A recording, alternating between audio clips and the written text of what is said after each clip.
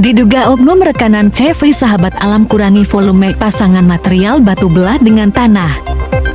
Pasalnya berdasarkan hasil pantauan dan investigasi tim aktivis masyarakat penggiat anti korupsi, 12 Desember tahun 2022 ditemukan kejanggalan pada pembangunan drainase sepanjang kurang lebih 250 meter yang berlokasi di ruas jalan Kasui Air Ringkih.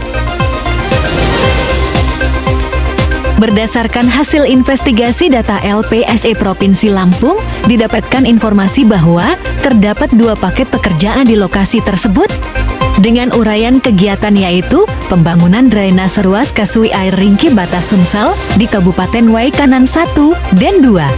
Kedua paket tersebut dianggarkan dengan dana sebesar Rp85 juta atau dengan jumlah total anggaran sebesar Rp170 juta yang bersumber dari dana APBD pada Satuan Kerja Dinas Bina Marga dan Bina Konstruksi Provinsi Lampung tahun 2022 yang dikerjakan oleh CV Sahabat Alam.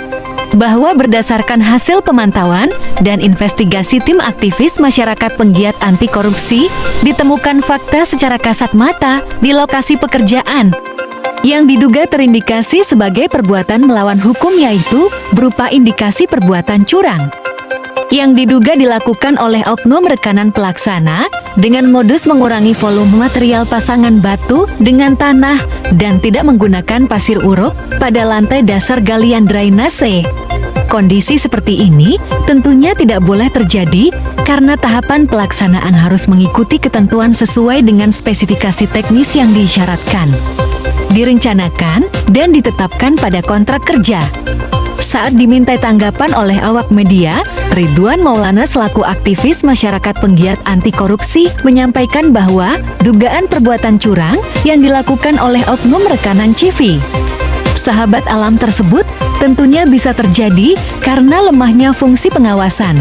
Bahkan adanya pembiaran yang diduga dilakukan oknum pejabat pembuat komitmen, oknum konsultan supervisi, dan oknum tim profesional handover pada Dinas Bina Marga dan Bina Konstruksi Provinsi Lampung.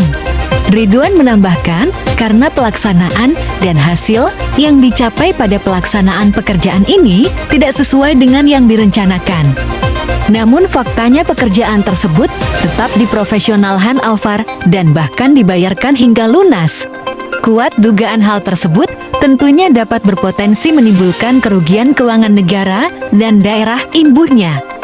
Bahwa terkait dugaan perbuatan curang dan pembiaran perbuatan curang yang diduga dilakukan oknum rekanan, pejabat pembuat komitmen, konsultan supervisi, dan tim profesional handover, berpotensi untuk memenuhi unsur melanggar pasal 7 ayat 1 huruf A dan B Undang-Undang Tipikor Nomor 31 Tahun 1999 Junto Nomor 20 Tahun 2001 tentang perbuatan curang dan pembiaran perbuatan curang. Bahwa untuk menjamin keberimbangan informasi dan menjunjung asas praduga tak bersalah, maka tanggal 18 April tahun 2023 tim awak media telah melakukan konfirmasi kepada oknum rekanan melalui via WhatsApp, namun tidak ada respon dan tanggapan.